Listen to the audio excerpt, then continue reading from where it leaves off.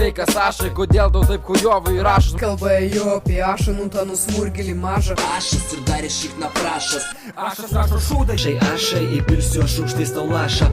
Reperis tipo MC Ašas kaip karandašas. Tu Ašas kas? Ašas niekas. Ir tu Artūras Arašas.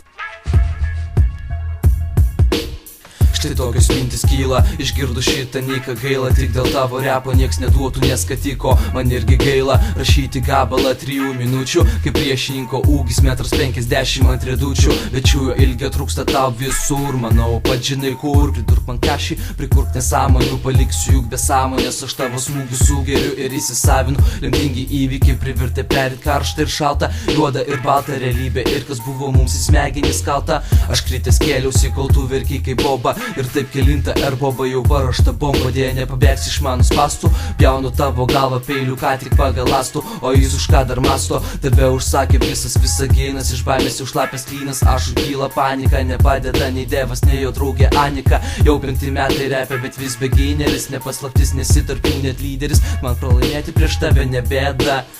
Tau pralaimėti prieš mane iš tikrųjų būtų gėda. Gėda.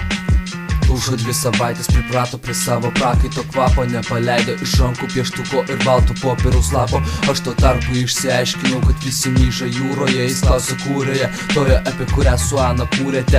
O ta kasa parodo, kad tu šiam betlė tik mėsa. Gimei bachūrų, tai ir būki vyras, o nesurūgęs kefyras. Te gyvuoja repas tyras, be jokio blizgančio šūdo. Aš darau tą, kuris žudo.